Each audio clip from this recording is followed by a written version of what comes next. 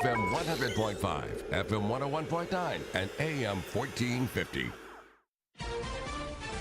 CBS News brief. A major winter storm is slamming the Northeast. CBS Philadelphia's Ross DiMattei. A lot of the local school districts have canceled classes for the day, which seems like a good decision because we're expecting as much as 10 inches, maybe even a foot of snow to blanket the Lehigh Valley by the time this snow is done falling. The storms caused flight cancellations and delays. Early this morning, the Senate passed a $95 billion aid bill for Ukraine, Israel, and Taiwan. CBS's Nicole Killian. Speaker Mike Johnson is already pouring cold water on it. He issued a preemptive statement before this vote saying that this legislation doesn't meet the moment because it does not include any provisions to secure the border. There's voting for an open House seat today, the one in New York that used to be held by disgraced Republican George Santos.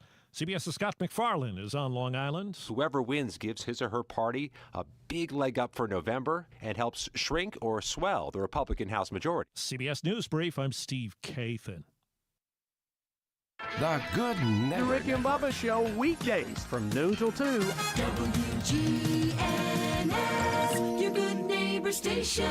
Rutherford County's place to talk. Rutherford Issues with Brian Barrett on FM 101.9 and AM 1450 Murfreesboro, FM 100.5 Smyrna, and streaming at WGNSradio.com.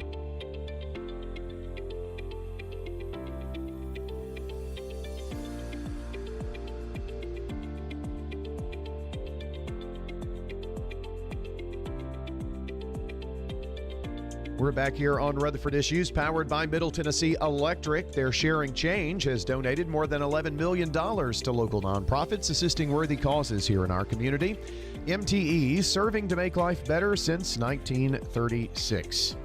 It's time to welcome in from the Salvation Army, Major Michael Knott. And gosh, this January just flew by, and here we are in February. And do you still hear the ringing of the bell in your ear?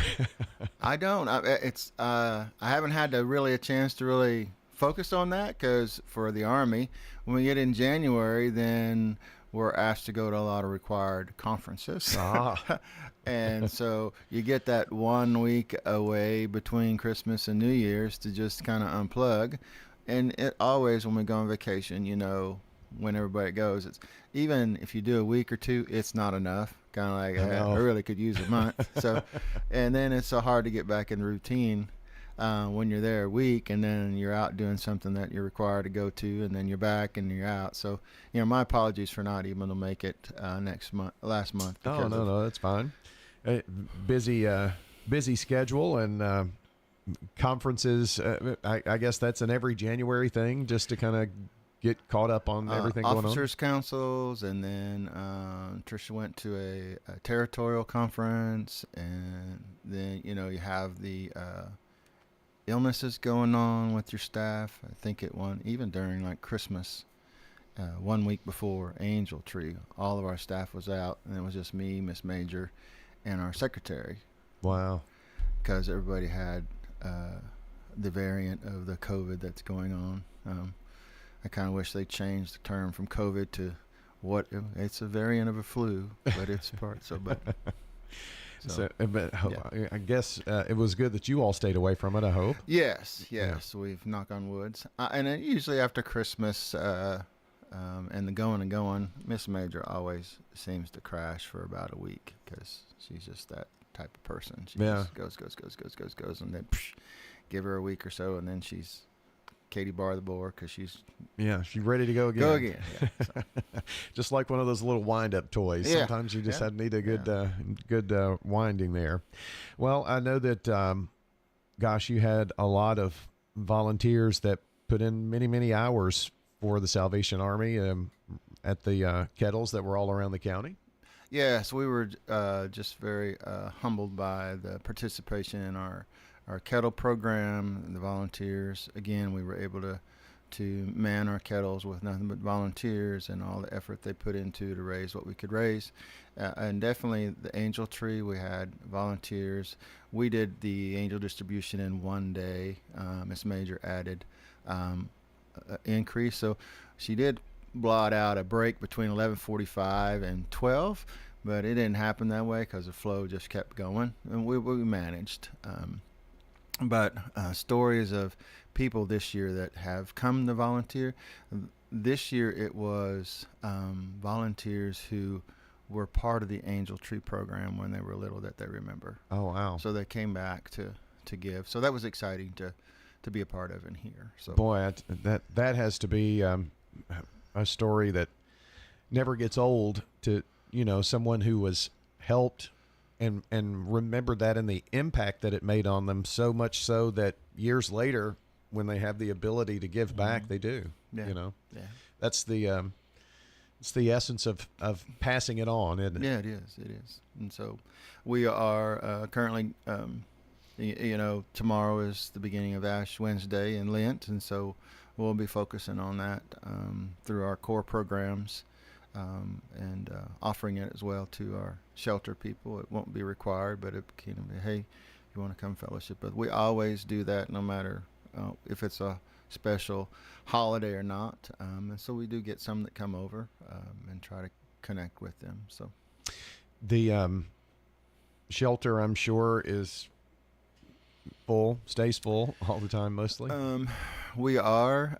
I know we've transitioned into, Trisha's been on a committee with coordinated entry. And so the process we're doing now is to comply with that is we've designated one of our team members. Someone calls and said they're homeless, or they need some help. We schedule an appointment with them, and they're pretty much informed up front that this is not a bed right away. We have to do it's called access registration for Rutherford County, and that information is put in that and then sent to community helpers. And so they look at the information that's provided, and they find out what's the best fit for them as far as to meet most of all their needs. And so knowing that we are the only men's shelter, then they send those back to us, and then we designated another social service manager who kind of calls them in to do a one-on-one interview and go deeper to make sure that they're really a good fit for the shelter, and that we can successfully help them and transition them out, because as we all know, we're dealing with a lot of mental things that the Army's not qualified. We even have on staff that can handle that. So we don't want them to be stuck in our shelter holding on to a bed when we have someone else that can be in and out in a certain time period. Sure. So, and I think the community people just want a magic wand, and here's a big fix. And there are so many factors that go into the homelessness situation that's here in Rutherford County. Yeah. So, and you bring up a very good point about the mental illness part of that. That is, I guess, widespread through the homeless community for it is considerable amount, right? Yes, it is. And so what you're saying is, instead of bringing them in, you don't really have services that you could offer them to help them. Right. It's been more of you bring them in and then you find out what their issue is, and we really don't find out how deep it goes until they're there 30 days, and you find out, we're stuck because there's nothing we can. And so, we still collaborate with those agencies that will provide that mental health piece to it. But this way up front, you kind of see what is your overall need. And if it is shelter and you're still able to kind of manage and you pretty much don't have it, then, you kind of will make it that way. But we're almost full. We have a few men's beds that they're working on with some right now through the access registration. And I think we're also working on, there's one family room that someone's being worked on. So eventually, I would say by the end of February, we'll be full again.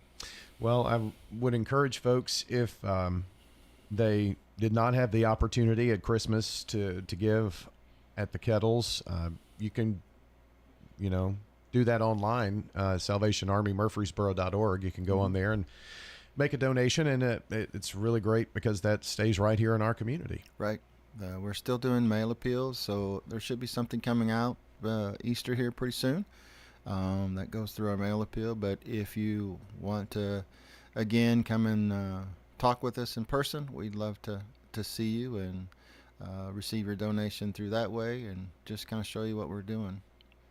Major, appreciate you coming in here this morning. Thank you. It's been great catching up with you, and I know the springtime is awfully busy as we get closer to Easter, and that's another thing that maybe folks who don't realize, but the Salvation Army, I mean, you have services on Wednesday and programming and things like that during the week too. So. Yeah, Sunday we have Sunday school at 10 and church at 11, and we will be doing Ash Wednesday service this Wednesday at 6. And then, if there's some ladies out there that want to be involved with some women, we have a women's meeting on Wednesdays at 1, followed by a prayer meeting at 2. And then look for exciting news next time we meet next month. My wife just started a Getting Ahead class with some other agencies, and she is looking forward to being able to share something with you next month on the Getting Ahead class, which we started this last Monday from 5:30 to 8:30. Sounds great. Major Michael Knott joining us today on the show.